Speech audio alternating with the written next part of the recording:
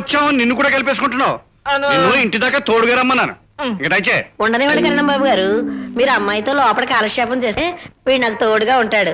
కాసేపు మీ ఇద్దరం కృష్ణారామ అనుకుంటాం. కృష్ణారామ ఒక పంకజం, నీ ప్రతాపం వాడి మీద చూపించకు, బక్కెదవా బేరం అంటాడు.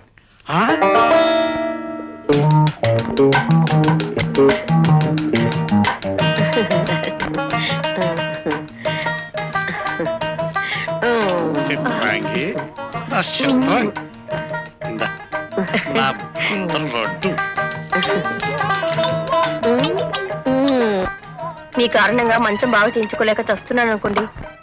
మంచాన్ని నేనేం చేశాను? మల్లెపూ దండ తీసుకో.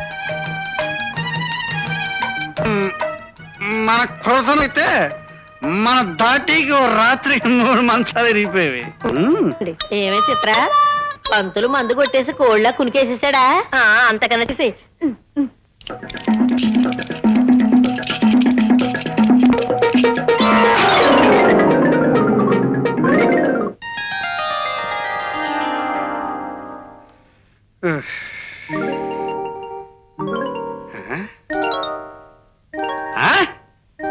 చిత్రాంగి చిత్రాంగి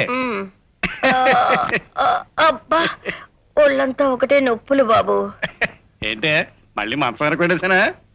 సిగ్గు లేకపోతే సరి. చేసిందంతా చేసి ఏమీ తెలియనట్టు అడుగుతున్నారు. అసలు మన స్పీడ్ ఎంత? నాలాంటి మొగాడు దొరకడం నీ అదృష్టమే. ఇదిగా ఈ 100 రూపాయలు పెట్టుకుని గోల్డ్ కాయిన్ తాగి పగలంతా రెస్ట్ తీసుకో. వస్తానా? ఒళ్ళు జాగ్రత్త. చేతగాని సార్ పెద్ద మగాన్ని అనుకుంటున్నాడు. ఏమిటి పంతులు గారు, ఇక్కడికి వస్తే చాలు మిషన్ గన్లా దడదలు ఆడించేవారు. ఈ రోజు చాలా నీరసంగా కనపడుతున్నారే. నీరసంలో గొడవలతో బొత్తిగా మనశ్శాంతి లేకుండా పోయింది. నీ దగ్గరికి వస్తే కాస్త హుషారు వస్తుందని ఇలా వచ్చాను. అయితే ఇవాళ మంచం ఇరగొట్టారనమాట. ఆశలేం పెట్టుకోకు, నువ్వు కాస్త హుషారు ఇవ్వాలే కానీ 4 మంచం కోళ్ళు ఇవ్వడం విరగొట్టేస్తాను. చిత్రాంగే, ఏమిటి ఈ దిక్కుమాల వీరభద్రంగాడు ఇప్పుడు వచ్చాడు? అని ఏం చేయమంటావు ఇప్పుడు? వెళ్ళి అవతలి పొమ్మని చెప్పండి. దున్నపోతు వాళ్ళకు ఆయనను. నాకు మీతో ఉండేక్కడ ఉంటుంది. నిజమేననుకో, కానీ ఎంతైనా ఈ ఊరికి పెద్ద. నన్ను మెడబట్టుకు బయటికి వెళ్ళినా గెంటేగలే. ఇప్పుడు ఎలాగే పోనీ కాసేపు మీరు మంచి కింద దూరండి. ఆయనతో 4 మాటలు చెప్పి బయట పంపించేస్తా. కానీ నేను ఈ మంచం కింద ఉండగా వాడు కానీ మంచం విరగొడితే మీ ఇద్దరు నా నెత్తిన పడతారు. ఆయన మీ అంత మనగాడు కాదులేండి. నిజమే అనుకో. చిత్రాంగి అబ్బా దూరండి. తప్పదా? తప్పదు. త్వరగా పంపించి. అమ్మో చిత్రాంగి ఇన్నేనే యామే చిత్రాంగి, ఇందాక నుంచి పిలుస్తున్నాను బయటికి రావేమే? ఎలాగూ మీరే లోపలికి వస్తారు కదా అని. నేను రావటం కాదే, ఈ రాత్రి జరిపిస్తాను. ఏంటి డబల్ గొంతు అరుస్తున్నావు? ఏ ఆడపిల్లనైనా ఇంత గట్టిగా నొక్కితే ఇలాగే అరుస్తుంది.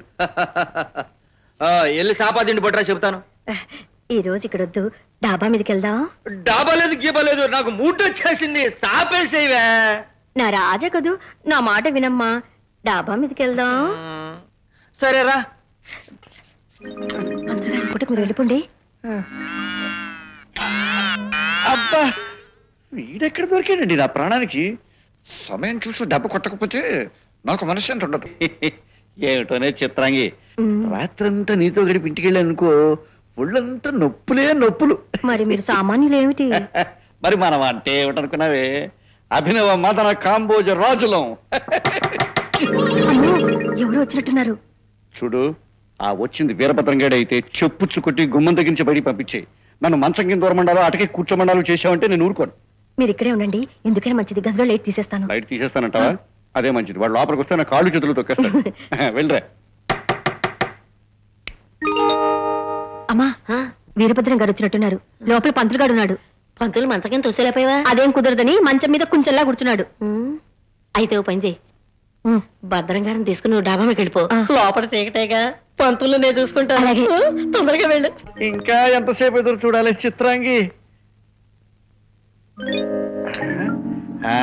ఏమిటే చిత్రాంగి, ఆ వచ్చిన వాడు పంపించేశావా? పంపేశానండి. ఏమిటే ఈ మధ్య నీకు బాగా ఒళ్ళు వచ్చినట్టుంది. అంతా మీ చలవే. ఎంత బరువు ఉన్నావు ఏమిటి? అమ్మో, నువ్వు పంకజానివి, చిత్రాంగివి కాదు. చీకట్లో ఎవరైతే పంతులు గారు ఇవాళ మంచం ఎరగొట్టండి. అమ్మో, ఈ మంచం విరగడం మాట ఎలా ఉన్నా నన్ను అడుగు విరిగట్టు వదిలే. నన్ను మాట్లాడితే నీకు దండం పెడతాను.